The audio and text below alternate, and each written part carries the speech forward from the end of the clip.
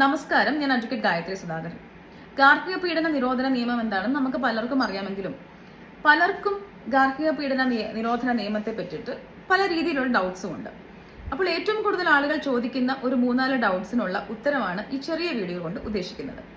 അതിലൊന്നാമത്തെ doubt എന്ന് പറയുമ്പോൾ ആൾക്കാർക്കുള്ളൊരു മിഥ്യാധാരണയാണ് domestic violence എന്ന് പറയുന്നത് അതായത് ഡൊമസ്റ്റിക് വയലൻസ് ആക്ട് 2005 ഗാർഹിക പീഡന നിരോധന നിയമം എന്ന് പറയുന്നത് ഫിസിക്കൽ അബ്യൂസിനെതിരെ മാത്രമായിട്ടാണ് യൂസ് ചെയ്യുന്നത് എന്നുള്ളത്. അതായത് ശാരീരിക പീഡനത്തിൽ നിന്ന് മാത്രമായിട്ടാണ് നമുക്കൊരു പ്രൊട്ടക്ഷൻ കിട്ടുന്നത് എന്നുള്ളൊരു ധാരണ പലർക്കുമുണ്ട്. അല്ല, ഫിസിക്കൽ അബ്യൂസ് ആവട്ടെ, മെന്റൽ അബ്യൂസ് ആവട്ടെ, മാനസിക പീഡനമാവട്ടെ, സെക്ഷൽ അബ്യൂസ് ആവട്ടെ, ഫിനാൻഷ്യൽ അബ്യൂസ് ആവട്ടെ, നമുക്ക് ഡൊമസ്റ്റിക് വയലൻസ് ആക്ട് 2005 പ്രൊട്ടക്ഷൻ ഇതിൽ നിന്നെല്ലാം നമ്മൾക്ക് ലഭിക്കുന്നതാണ്.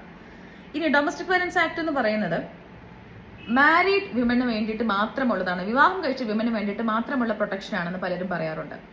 ഗാർഹിക പീഡന നിരോധന നിയമം മാരേജ് കഴിഞ്ഞിട്ടുള്ള സ്ത്രീകൾക്ക് വേണ്ടിയിട്ട് മാത്രമുള്ളതല്ല, സ്ത്രീകൾക്ക് വേണ്ടിയിട്ടുള്ളതാണ്. Irrespective of the marital status and irrespective of the age. അത് സ്ത്രീകൾ ഗൃഹാന്തരീക്ഷത്തിൽ സ്ത്രീകൾ അനുഭവിക്കുന്ന പീഡനങ്ങൾക്കെതിരെയുള്ള നമ്മുടെ സംരക്ഷണ കവചമാണ് ഡൊമസ്റ്റിക് വയലൻസ് ആക്ട് 2005 എന്ന് പറയുന്നത്.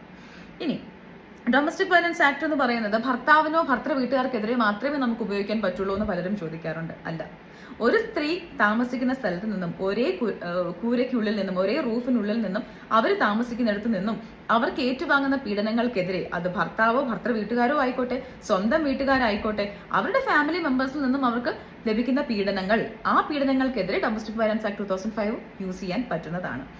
ഇനി ലിവ് ഇൻ റിലേഷൻഷിപ്പ് ആണെന്നുണ്ടെങ്കിൽ നമുക്ക് തീർച്ചയായിട്ടും യൂസ് ചെയ്യാൻ പറ്റുന്നതാണ്.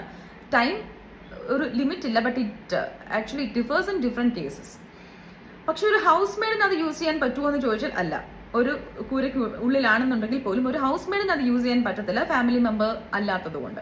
സോ ഡൊമസ്റ്റിക് വയലൻസ് എന്ന് പറയുന്നത് ഭർത്താവിനോ ഭർത്തൃ വീട്ടുകാർക്കെതിരോ മാത്രമായിട്ട് യൂസ് ചെയ്യാൻ പറ്റുന്ന ഒരു നിയമമല്ല. ഒരു സ്ത്രീ അനുഭവിക്കുന്ന പീഡനം ഇനി സ്വന്തം വീട്ടുകാരിൽ നിന്നാണെങ്കിലും നമുക്ക് തീർച്ചയായിട്ടും അത് യൂസ് ചെയ്യാൻ പറ്റുന്നതാണ്.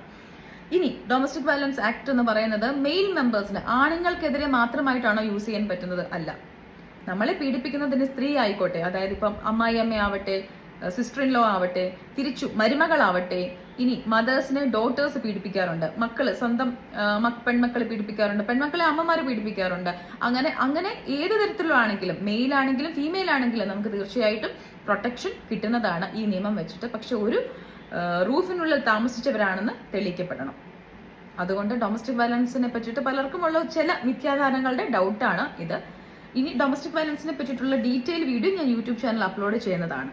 So, thank you for watching.